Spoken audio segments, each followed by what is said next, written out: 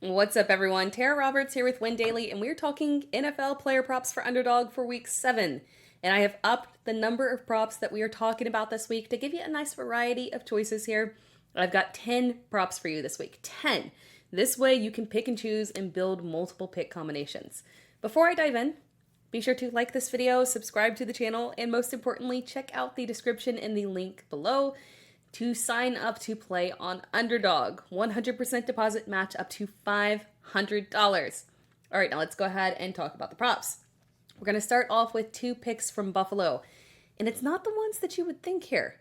The point total for this game is just 40, but the Bills are an 8.5-point favorite. They're expected to dominate, but not in a particularly high scoring affair. On top of that, there is the potential for weather in this game. Rain typically doesn't affect my views of players, but wind can definitely flip how the game is played. So while Josh Allen and the pass catchers can definitely hit in this matchup, given New England's struggles on defense, I actually want to look at the running backs here. James Cook's consistency has been frustrating, but 51.5 rushing yards feels very reasonable in a matchup where they could increase volume on the ground if the wind really is an issue here. And they could also just simply run away with the game and rely on the run game in the second half. Very similar to what we saw last week. So I like the over on James Cook's rushing yards here. I also like Latavius Murray here too, because while Damian Harris wasn't seeing a massive workload, every little bit does count. The backfield will be just Cook and Murray. And while I don't mind the over on his rushing yards for that reason, I want to use Murray as an opportunity to hit on a scorcher multiplier. The over on Murray at a half rushing plus receiving touchdown is very spicy at the 1.5 multiplier. Keeping on the running back trend here, the rushing prop for Raheem Mostert just feels flat out disrespectful at this point. I get that Philadelphia has one of the most terrifying run defenses in the league, allowing just 395 total rushing yards on the year, an average that comes around 66 yards per game. But if you follow my work in general, you know that I have been very pro Miami running backs for a while now because defenses have zero incentive to focus on stopping the run. They put all their efforts into trying to get to Tua and stop Tyreek Hill and Jalen Waddle, and as a result, the Miami run game just thrives no matter what the matchup is. I am not spooked by the return of Jeff Wilson. I like the over on Mostert's rushing yards at 50.5.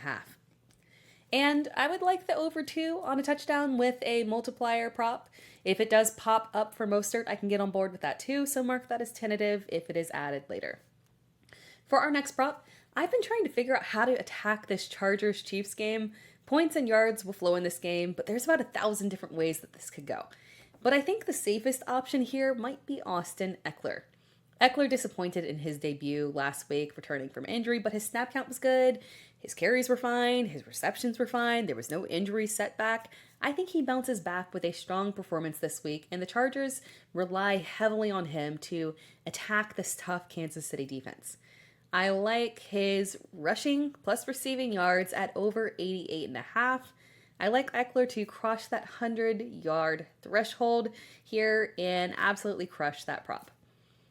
For this next prop, the Washington Giants game is very popular because both defenses are awful, but I want to go the unsuspecting route here.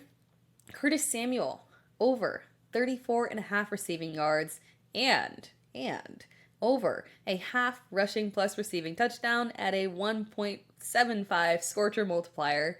I like that. Samuel has exceeded that yardage and had a touchdown in each of the past 3 games. This is another game where weather issues could occur, and Samuel plays the majority of his snaps out of the slot. So if weather does go sideways, he would likely be the safest option here. Another sneaky option is the over on Marquise Brown's receiving yards at 54.5. Seattle's secondary pulled it together last week, finally being at full health, and kept Joe Burrow in check under 200 yards. But that is because Cincinnati's defense could actually handle Seattle. So this was a closer, lower scoring game with not a ton of volume. I have zero faith that Arizona can keep Seattle in check. Joshua Dobbs will have to throw, and Marquise Brown will be the big beneficiary in a nice bounce back game here. I like the over on his receiving yards at 54.5. And we'll close things out here real quick with 2 scorcher picks. Christian Watson over a half receiving plus rushing touchdown at 1.25 Scorcher multiplier. And George Kittle over a half rushing plus receiving touchdown at 1.5 Scorcher multiplier. If CMC is out, that's the key there. If CMC is out, and Debo would help a ton as well. All right, that wraps things up for us. Thank you for watching this video. Be sure to like the video, subscribe to the channel, and most importantly, remember to sign up to play on Underdog today.